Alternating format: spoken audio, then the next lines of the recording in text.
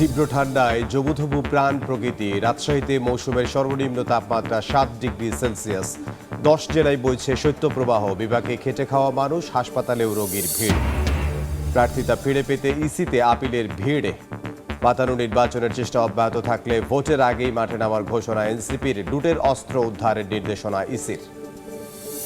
এবং বে টার্মিনাল নির্মাণে দীর্ঘসূত্রিতায় বছরে $365 মিলিয়ন আয় বঞ্চিত সরকার। ব্যয় বৃদ্ধির শঙ্কা, কাজ এগিয়ে নিতে তোড়জোড় চট্টগ্রাম বন্দর কর্তৃপক্ষের।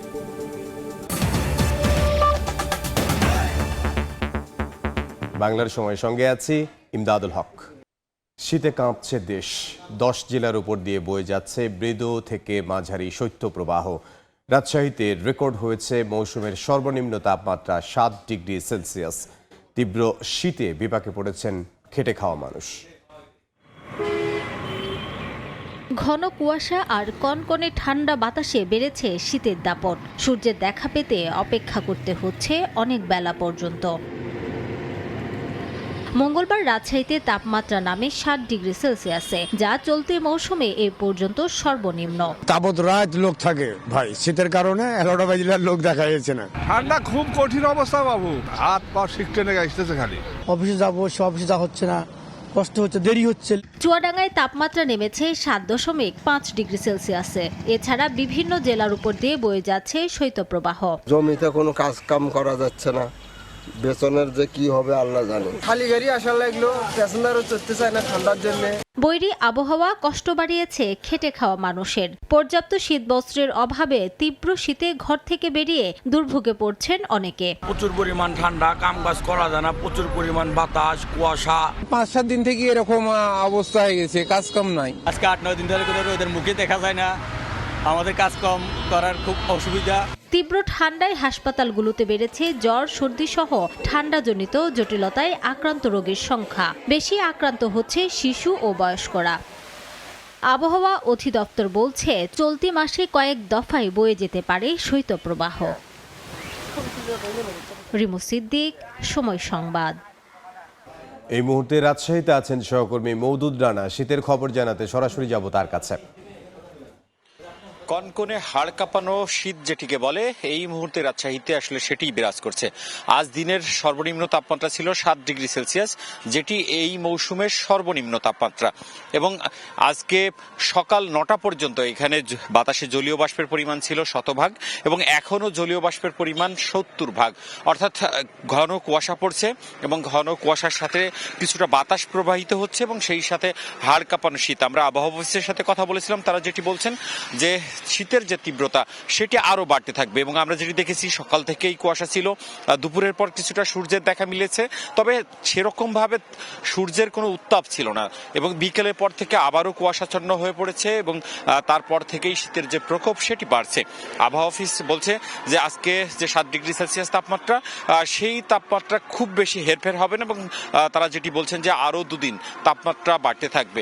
এবং এই যে কনকনে ঠান্ডা সেটি আসলে গত এক সপ্তাহ ধরেই রয়েছে। 10 ডিগ্রি সেলসিয়াস তাপমাত্রা থেকে ক্রমেই তাপমাত্রা নামছে এবং সবচেয়ে অবর্ণনীয় কষ্টের মধ্যে পড়েছেন যারা শীতার্ত মানুষ। তারা যেটি বলছেন যে যারা দিন আনে দিন খান, মূলত তাদের আয় রোজগার যেমন কমেছে, তেমনি তারা শীতের তীব্রতায় সবচেয়ে বিপাকে পড়েছেন। এবং আমরা এই মুহূর্তে রয়েছি রাজশাহীর ভদ্রা এলাকায়। এখানে মূলত যারা নিম্ন আয়ের মানুষ তারা বসবাস করেন এবং আমরা দেখছি যে তারা আগুন জ্বালিয়ে যে উত্তাপ সেটি আসলে কিছুটা নেয়ার চেষ্টা করছেন। তারা শীতের যে তীব্রতা সেটি আসলে কিছুটা লাঘব করতে যাচ্ছেন। এবং আমরা দেখেছি যে এই বস্তি এলাকার পুরোটাই তারা আগুন জ্বালিয়েছেন এবং সেখান থেকে তারা আগুনের উত্তাপ নিচ্ছেন। যদিও তারা যেটি বলছেন যে আগুন থেকে বিভিন্ন সময় বিভিন্ন ধরনের দুর্ঘটনা ঘটে, সে ব্যাপারটিতে তারা সচেতন রয়েছেন, তবে শীতের যে তীব্রতা সেই তীব্রতার কাছে আসলে তারা পরাজিত এবং সে কারণেই এই আগুন জেলে তারা আসলে চেষ্টা করছেন। এবং একই সাথে আমরা হাসপাতালগুলোতে খোঁজ নিয়েছিলাম। হাসপাতালের চিকিৎসকরা আমাদেরকে বলেছেন যে গত এক সপ্তাহে ডায়রিয়া এবং যাদের শ্বাসজনিত যে রোগগুলো রয়েছে, অ্যালার্জি জনিত যে রোগগুলো রয়েছে এবং ঠান্ডা জনিত বিভিন্ন রোগে শত শত মানুষ ভর্তি হচ্ছে এবং অনেকেই হাসপাতালের মেঝেতে আশ্রয় নিয়েছেন। এমন এই শীতের কারণে নানান ধরনের আর নানান ভাবেই আসলে বিপাকে পড়ছে মানুষ। এই ছিল রাজশাহী থেকে আমার কাছে সর্বশেষ। রাজশাহী থেকে সহকর্মী মওদুদ রানা। প্রার্থিতা ফিরে পেতে দ্বিতীয় দিনেও নির্বাচন কমিশনে আপিলকারীদের ভিড়। ভোটের পরিবেশ ও আইন শৃঙ্খলা পরিস্থিতি নিয়ে অসন্তোষ জানান তারা। এদিকে চট্টগ্রামে এক মতবিনিময় সভায় লুট হওয়া অস্ত্র নির্বাচনের আগেই উদ্ধারের নির্দেশ দিয়েছেন ইসি আবুল ফজল মোহাম্মদ সানাউল্লাহ। পাশাপাশি ভোটের মাঠে রোহিঙ্গাদের ব্যবহার ঠেকাতে শরণার্থী ক্যাম্প ও সীমান্ত বন্ধ করার কথাও জানিয়েছেন তিনি। ত্রয়োদশ সংসদ নির্বাচনে রিটার্নিং কর্মকর্তাদের পক্ষে বিপক্ষে দেওয়ার সিদ্ধান্তের বিরুদ্ধে আপিলের দ্বিতীয় দিন মঙ্গলবারও ইসিতে ভিড়। যাচাই বাছাইয়ে বাদ পড়ারা যেমন আপিল করছেন, তেমনি আবেদন করছেন বৈধ ঘোষিত প্রার্থীর বিপক্ষেও। আপিলের প্রার্থীতে ফিরে পাওয়ার আশা করলেও ভোটের পরিবেশ নেই বলে মনে করছেন আপিলকারীরা। আইন শৃঙ্খলা পরিস্থিতি নিয়ে উদ্বেগ জানান তারা। এখানে ভুল নির্বাচন কর্তৃপক্ষেরও যেমন আছে, আমাদেরও আছে। আমরা আশা করি যে ট্রাইব্যুনালের কাছে আমরা আমাদের বিষয়টি উপস্থাপন করলে তারা মার্জনা হিসাবে গ্রহণ করবেন এবং আমরা আমাদের মনোনয়ন ফিরে পাব। আইন শৃঙ্খলা বাহিনী তাদেরকে আরও শক্ত পদক্ষেপ দরকার এবং নির্বাচনী পরিবেশ এখন পর্যন্ত দৃশ্যমান হয়েছে বলে আমরা শুধু নয়, জনগণও মনে করে না। সনদপত্রের কপিটা দেওয়া হয়নি, শিক্ষা সনদের, এবং দলীয় প্যাডে অঙ্গীকারনামা দেওয়া হয়েছে, কিন্তু সেটার কি ত্রুটি ওনারা মনে করেছেন এটাকে স্থগিত রাখলেও পারতেন। স্থগিত রেখে প্রার্থীকে একটু সময় দিতে পারতেন, কিন্তু আসলে সেই সময়টা না দিয়ে স্থগিত না করে বাতিল করে দেওয়া হলো। অবৈধ অস্ত্র উদ্ধারে সরকারের তৎপরতা না থাকায় ক্ষোভ প্রকাশ করেছেন অনেকে। মাঠে নামলে আমাদের হয়তো কোনো ক্ষয়ক্ষতি হতে পারে, এই ধরনের জনগণ বাধা দিচ্ছে। আমরা আবেদন করব যেন সুষ্ঠু পরিবেশ হয়, মানুষ যেন মানুষের অধিকারটা প্রয়োগ করতে পারে।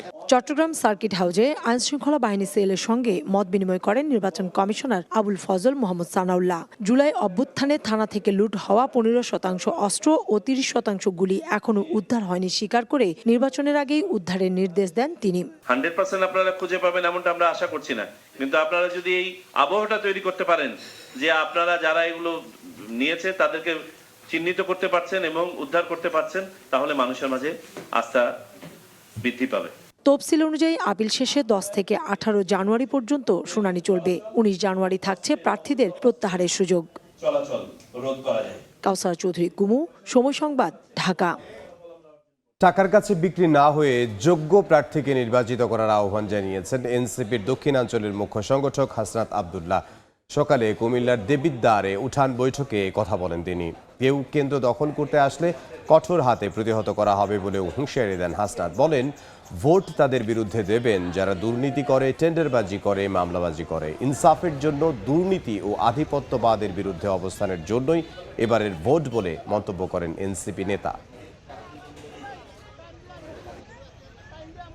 নেতা যদি একদিন আপনার পিছনে টাকা নিয়ে ঘুরতে হয়, 5 বছর নেতার পিছনে আপনাকে টাকা নিয়ে ঘুরতে হবে। জন্ম নিবন্ধনও টাকা, মৃত্যু সনদও টাকা, ইউনিয়ন পরিষদও টাকা, এনআইডির সংশোধনও টাকা, বিধবা ভাতা তুলতে গেলেও টাকা। যে টাকা দিতে আসবে তাকে আমরা প্রত্যাখ্যান করব। বাংলার সময় আরও থাকছে। ফসলি জমি থেকে উপরিভাগের মাটি কেটে ইট ভাটা ও বিভিন্ন প্রকল্পে বিক্রি, ক্ষতির মুখে নীলফামারী ও গাইবান্ধার কৃষক। ব্যবস্থা নেয়ার আশ্বাস প্রশাসনের। মাদারীপুরে যৌতুক মামলা করায় গৃহবধূর উপর হামলা চালিয়ে কুপিয়ে জখম করার অভিযোগ উঠেছে স্বামীর বাড়ির লোকজনের বিরুদ্ধে। গুরুতর অবস্থায় ফাতেমা আক্তারকে উদ্ধার করে 250 শয্যা জেলা হাসপাতালে ভর্তি করা হয়েছে। জড়িতদের দৃষ্টান্তমূলক শাস্তি দাবি জানিয়েছেন নির্যাতিতা স্বজন ও এলাকাবাসী। আর পুলিশ বলছে তদন্ত করে ব্যবস্থা নেওয়া হবে। সঞ্জয় কর্মকার অভিজিতের রিপোর্ট, ছবি তুলেছেন শাহাদাত আকল। যৌতুকের মামলা করায় হামলার শিকার গৃহবধূ, গুরুতর অবস্থায় ভর্তি হাসপাতালে। 2021 সালের 3রা ফেব্রুয়ারি মাদারীপুর সদর উপজেলার হোসনাবাদ গ্রামের ফাতেমা আক্তারের সঙ্গে বিয়ে হয় কালিকাপুর গ্রামের রাহাতগাছির। এরপর থেকে বিভিন্ন সময় স্বামীর বাড়ির লোকজন যৌতুক দাবিতে ফাতেমার উপর মানসিক নির্যাতন শুরু করে বলে অভিযোগ করেন ভুক্তভোগী। গত বছরের 31 ডিসেম্বর ফাতেমার বাবার বাড়ি গিয়ে মারধর করে হুমকি দেওয়া হয়। পরে বাধ্য হয়ে চলতি বছরের 1 জানুয়ারি আদালতের দ্বারস্থ হন নির্যাতিতা গৃহবধূ। চিফ জুডিশিয়াল ম্যাজিস্ট্রেট আদালতে রাহাত ও তার বড় ভাই রাসেল সহ 5 জনকে আসামি করে একটি যৌতুক আইনে মামলা করেন। এরই জেরে সোমবার সন্ধ্যায় শহরের পানিছত্র এলাকা থেকে নিজ বাড়িতে যাওয়ার পথে উকিলপাড়া এলাকায় ফাতেমার উপর রাসেল ও তার লোকজন অতর্কিত হামলা চালায় বলে অভিযোগ করেন ভুক্তভোগী। কুপিয়ে জখম করা হয় তাকে। গুরুতর অবস্থায় নির্যাতিতাকে উদ্ধার করে সদর হাসপাতালে ভর্তি করেন স্থানীয়রা। ব্যবসা করব সৌদিতে, এর জন্য টাকা চায়, টাকা দিতে না পাইরা অনেক নির্যাতন করে। পরে আমি মামলা করছি, ক্ষিপ্ত হইয়া ওনার ভাই বোনের বলছে, পরে ওনারা আমার মারছে। শ্বশুরবাড়ির লোকজন আর মাথায় আঘাত করছে, নীলাফুলা জখম করছে, পরে সদর হাসপাতাল নিয়ে আসছে। আমরা আসলে এটা সুস্থ বিচার চাই। তদন্ত করে আইনগত ব্যবস্থা নেওয়ার কথা জানিয়েছে পুলিশ। উনি যদি আমাদের কাছে এসে অভিযোগ করে আমরা অবশ্যই অভিযোগ থানায় নিব এবং গুরুত্বের সাথে এটি দেখব। ঘটনার পর অভিযুক্তরা পলাতক রয়েছে। সঞ্জয় কর্মকার, অভিজিৎ, সময় সংবাদ, মাদারীপুর। শুধুমাত্র নির্মাণে দীর্ঘসূত্রিতার কারণে বে টার্মিনাল থেকে বছরে অন্তত ৩৬ কোটি ৫০ লাখ ডলার বাড়তি আয় থেকে বঞ্চিত হচ্ছে বাংলাদেশ সরকার। একই সঙ্গে নির্মাণ খরচ বেড়ে যাওয়ার শঙ্কা বাড়ছে। আন্তর্জাতিক সংস্থার কাছ থেকে এ ধরনের প্রতিবেদন পাওয়ার পর কাজ এগিয়ে নিতে তোড়জোড় শুরু করেছে চট্টগ্রাম বন্দর কর্তৃপক্ষ। শাখাউদ্দিপুর ক্যামেরায় বিস্তারিত জানাচ্ছেন কমল দে। গত এক দশক ধরে নানামুখী দীর্ঘসূত্রিতায় আটকা পড়েছে পতেঙ্গা উপকূলবর্তী বে টার্মিনালের নির্মাণ কাজ। বিশেষ করে জমি অধিগ্রহণ, আর্থিক যোগান এবং বিনিয়োগকারী সংকটের সমাধান খুঁজতে চট্টগ্রাম বন্দরকে বেশি জটিলতায় পড়তে হয়েছে। ইতিমধ্যে আন্তর্জাতিক সংস্থার প্রতিবেদনে উঠে এসেছে এই বে টার্মিনাল নির্মাণ না হয় আগামীতে দেশের আমদানি রপ্তানি বাণিজ্যের উদ্যোগতি সামাল দিতে যেমন চ্যালেঞ্জের মুখে পড়তে হবে, তেমনি বছরে অন্তত ৩৬৫ মিলিয়ন মার্কিন ডলার ক্ষতির মুখে পড়তে হচ্ছে। প্রতিদিন আমাদের $1 মিলিয়ন ক্ষতি হচ্ছে, তাহলে বছরে ৩৬৫ মিলিয়ন ডলার আমাদের খরচ হয়ে যাচ্ছে দেশের পয়সা। এই জন্য বে টার্মিনাল আমরা যত দ্রুত করতে পারবো ততই আমাদের এই টাকাটা সেভ হবে। ঋণ চুক্তি অনুযায়ী ৬৫০ মিলিয়ন মার্কিন ডলার ছাড় করেছে বিশ্বব্যাংক। নির্ধারিত সময়ের পরে শুরু হবে বিশ্বব্যাংকের ঋণের কিস্তি শোধের চাপ। আর তাই চলতি বছরের মাঝামাঝিতে নির্মাণ কাজ শুরুর চেষ্টা চালিয়ে যাচ্ছে চট্টগ্রাম বন্দর কর্তৃপক্ষ।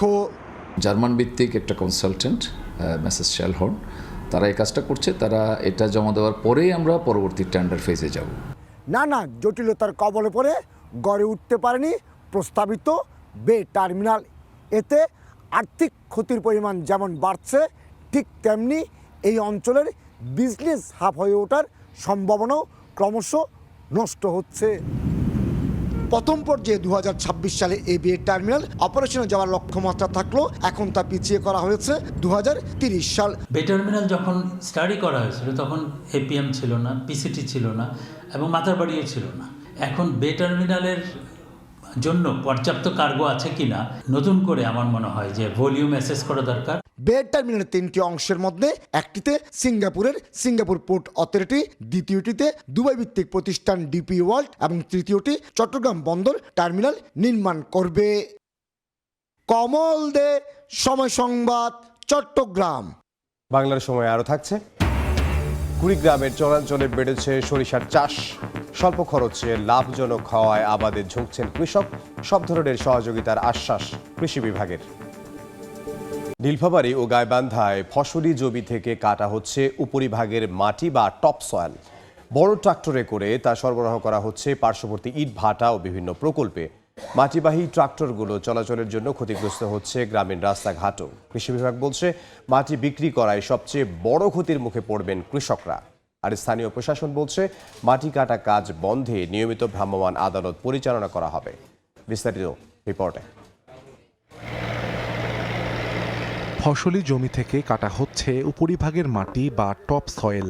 কোথাও এক্সকেভেটর দিয়ে, কোথাও আবার শ্রমিক দিয়ে ট্রাক্টরে করে তা সরবরাহ করা হচ্ছে পার্শ্ববর্তী ইট ভাটায়। নীলফামারী ও গাইবান্ধায় চলছে ৩ ফসলি জমি থেকে মাটি কাটা কার্যক্রম। জমির মালিকরা বলছেন কিছু কৃষক মাটি বিক্রি করে দিয়েছে। এর আশপাশের জমি নিচু হয়ে যাওয়ায় মাটির স্তর সমান রাখতে অনেকে বাধ্য হচ্ছেন টপ সয়েল বিক্রিতে। এলাকাবাসীর অভিযোগ মাটিবাহী ট্রাক্টরগুলো চলাচলের কারণে ক্ষতিগ্রস্ত হচ্ছে গ্রামীণ সড়কও। নাগালে তো হয় না, এখন দেখা যায় চারিপাশে কাটা, এখন আমারটা উপরে মাঝখানে পড়ে গেছি। লেভেল করার জন্য মাটিটা একজনকে বিক্রি করে দেওয়া হয়। উর্বরটা নষ্ট হয়ে যাচ্ছে, তারপর মানুষ বিক্রি করে। মানা করলে এরা এটাকে গুরুত্ব দেয় না। উচিত ভূমি আবাদ করা অসুবিধা, মেলা অসুবিধা। ওরা ওইভাবে নিয়ে যায়, আইতে অন্ধকারে নিয়ে যায়, দিনই নিয়ে যায়। ভাটা নিয়ে গেলে আমার রাস্তাঘাট খারাপ হয়ে যায়। কৃষি জমি থেকে কেটে নেওয়া এসব মাটি ব্যবহার করা হচ্ছে ইট ভাটা ও বিভিন্ন প্রকল্পের ভরাটের কাজে। জমির মালিক আমাদের জমি দিছে, ঠিকাদার কিনে দিছে, ভাটা দেই, বা বাড়ির দেই, এই কারণে আমরা এই জিনিসটা করতেছি। 15-20টা গাড়ি চলতেছে 20-25 দিন ধরে। কৃষি বিভাগ বলছে মাটি বিক্রি করাই সবচেয়ে বড় ক্ষতির মুখে পড়বেন কৃষক, কেননা দীর্ঘ সময়ের জন্য উর্বরতা হারাবে জমি। দীর্ঘমেয়াদী একটা জমির স্বাস্থ্যকে নষ্ট করছে এবং ফলে ভবিষ্যৎ প্রজন্মের কাছে কিন্তু এই জমিগুলি একেবারে খুব খারাপ অবস্থা যাবে। প্রচুর পরিমাণে নিউট্রিয়েন্ট এখান থেকে চলে যাবে, পরবর্তীতে আমাদের হিউজ পরিমাণে নিউট্রিয়েন্ট দিয়ে প্রচুর পরিমাণে জৈব সার দিয়ে সেটাকে আমরা রিকভারি করা যায়। যদি ইনফরমেশন থাকে আমরা চেষ্টা করছি যে সেটাকে নিবৃত করার জন্য। স্থানীয় প্রশাসন বলছে কৃষি জমি থেকে মাটি কাটা আইনগত অপরাধ। এই কাজ বন্ধে নিয়মিত ভ্রাম্যমাণ আদালত পরিচালনার দাবি সংশ্লিষ্ট কর্মকর্তার। জেলাব্যাপী আমাদের এক্সিকিউটিভ ম্যাজিস্ট্রেটগণ অভিযান পরিচালনা করছেন, যেখানে আমরা অভিযোগ পাচ্ছি সেটা আমরা অ্যাড্রেস করছি। যদি সুস্পষ্ট কোনো অভিযোগ থাকে আমাদের কাছে আসলে আমরা ব্যবস্থা নেব। শ্রেণী পরিবর্তন করার কোনো অনুমতি আমরা দিই নাই। এরকম কোনো তথ্য থাকলে আপনারা আমাদেরকে স্পেসিফিক জানালে আমরা আমাদের এসিডেন্টদের পাঠাবো এবং আমাদের প্রয়োজনে আমাদের জেলা থেকেও আমাদের ম্যাজিস্ট্রেট গিয়ে সেটার বিরুদ্ধে ব্যবস্থা নেবে। কৃষি বিভাগের তথ্য মতে নীলফামারীতে কৃষি জমির পরিমাণ 1,24,396 হেক্টর, আর গাইবান্ধায় রয়েছে 1,67,510 হেক্টর।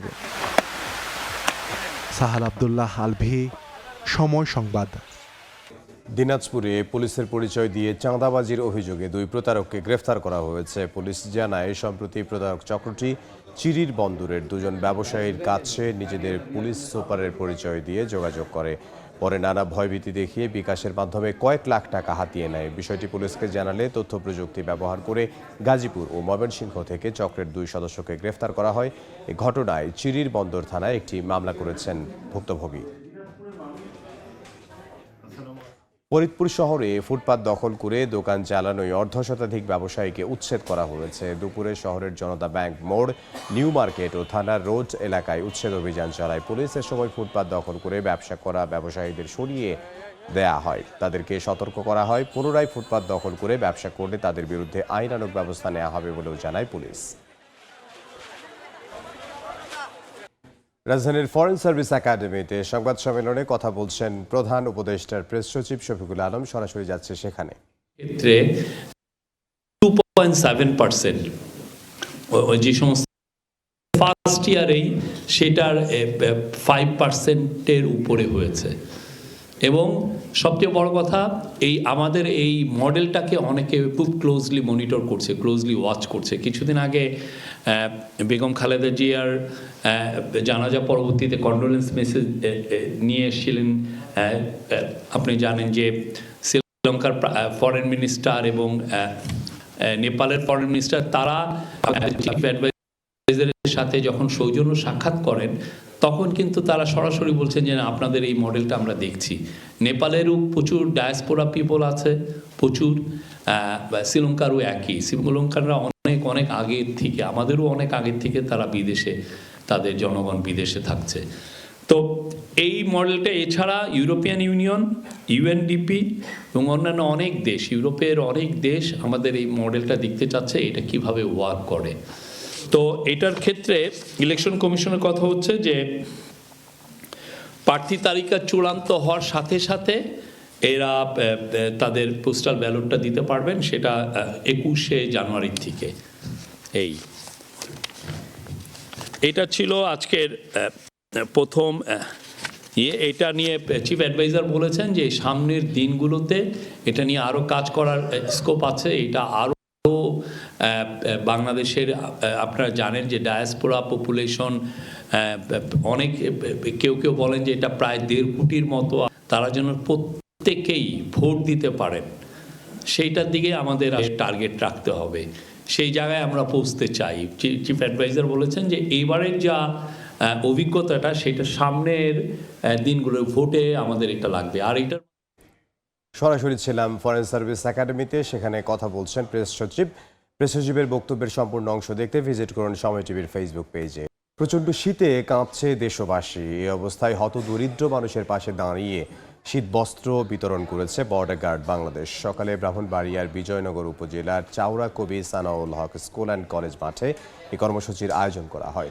কনকনে শীতে বিজিবির এই মানবিক সহায়তা পেয়ে খুশি উপকারভোগীরা। এ সময় অবৈধ পুশিনের বিষয়ে সচেতন ও চোরাচালান প্রতিরোধে বিজিবিকে সর্বাত্মক সহযোগিতার আহ্বান জানান বিজিবি কর্মকর্তারা। একই দিন দুর্গম পার্বত্য অঞ্চল খাগড়াছড়ির পানছড়ি উপজেলার লোগাং এলাকাতেও শীতার্তদের মাঝে শীতবস্ত্র বিতরণ করে বর্ডার গার্ড বাংলাদেশ। এছাড়া রাজশাহী, কুমিল্লা ও চাঁপাইনবাবগঞ্জেও শীতার্ত মানুষের মাঝে কম্বল বিতরণ করে বিজিবি। বাংলার সময়ের শীর্ষ সংবাদগুলো জানিয়ে দিচ্ছি আরও একবার। তীব্র ঠান্ডায় জবুথবু প্রাণ প্রকৃতি। রাজশাহীতে মৌসুমের সর্বনিম্ন তাপমাত্রা 7 ডিগ্রি সেলসিয়াস। 10 জেলায় বইছে শৈত্যপ্রবাহ। বিপাকে খেটে খাওয়া মানুষ, হাসপাতালেও রোগীর ভিড়। প্রার্থিতা ফিরে পেতে ইসিতে আপিলের ভিড়। পাতানো নির্বাচনের চেষ্টা অব্যাহত থাকলে ভোটের আগেই মাঠে নামার ঘোষণা এনসিপির। লুটের অস্ত্র উদ্ধারের নির্দেশনা ইসির। এ ছিল বাংলার সময়। এরপর সন্ধ্যার সময় নিয়ে সঙ্গে থাকবেন সহকর্মী জাফর সাদিক। ধন্যবাদ ইমদাদ। সন্ধ্যার সময় নিয়ে আসছি কিছুক্ষণ পর, সঙ্গে থাকুন সময়ের।